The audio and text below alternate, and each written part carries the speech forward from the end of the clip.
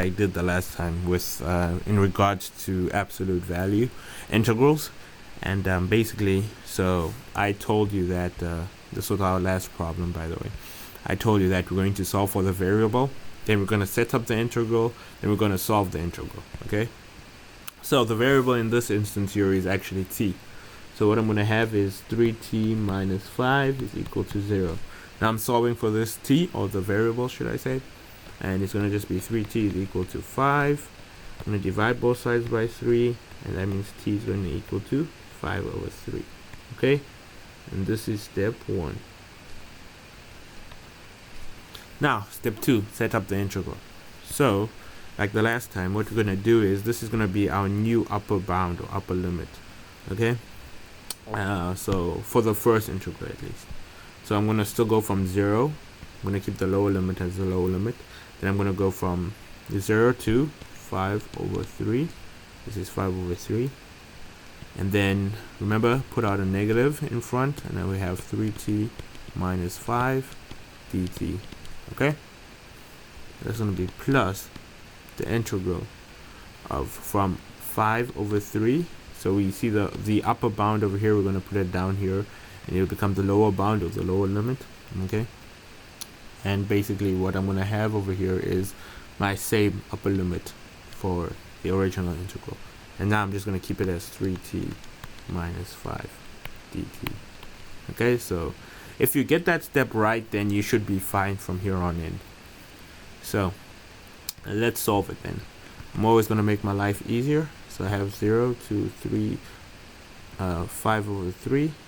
Okay, and this is going to be negative 3t. I'm basically just distributing the negative. Plus 5 dt plus the integral from 5/3 to 3 of 3t minus 5 dt.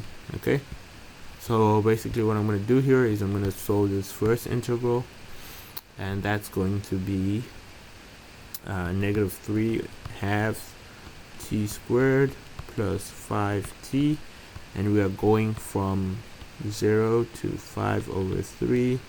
Then I'm going to be solving the second integral, and what I'm going to have is 3 half t squared minus 5t from 5/3 to 3.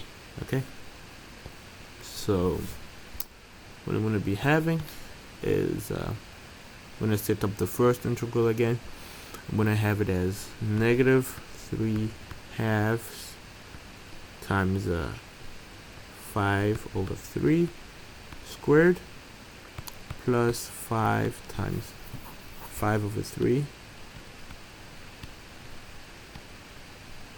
minus negative 3 halves times 0 squared plus 5 times 0.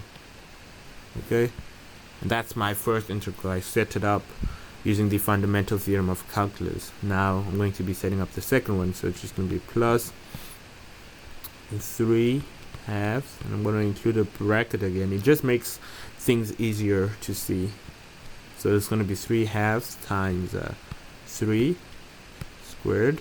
So can you see I've put my upper bound or upper limit in there, minus 5 times 3 minus, it's going to be, now I'm focusing on the lower bound, so the lower limit. I'm going to put it in the t squared there.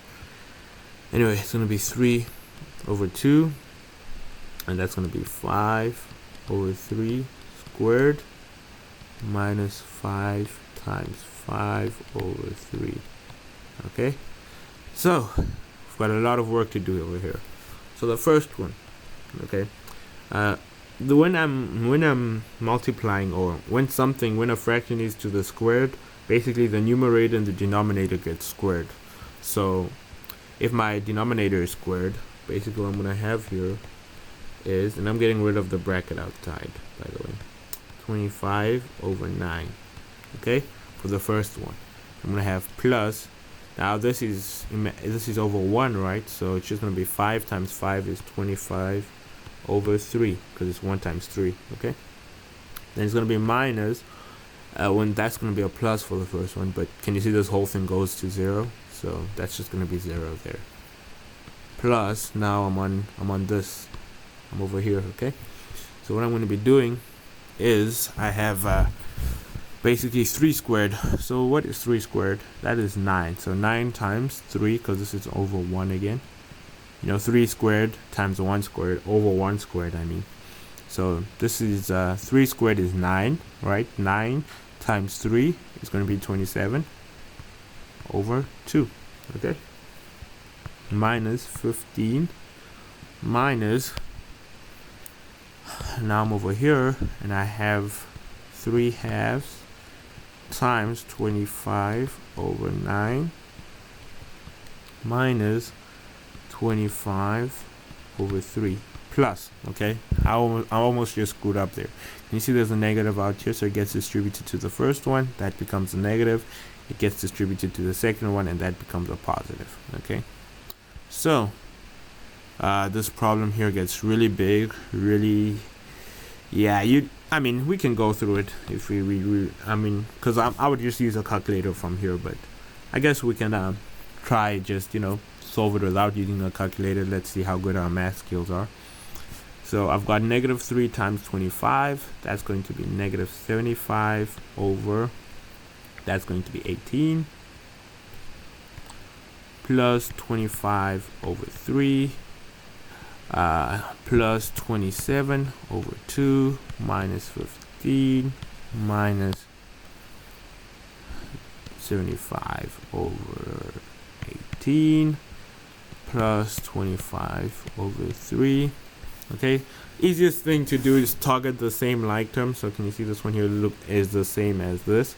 So basically I have negative 75 minus 75, which is just going to be negative 150 over 18. Okay, so then I can just cancel those out. Then I've got 25 over 3 and 25 over 3, which is the same thing as 50 over 3. Those go. And then I've got plus 27 over 2 minus 15. Okay.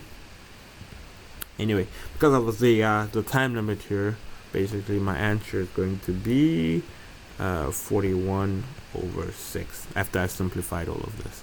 Okay. So again, thank you for watching, and good luck.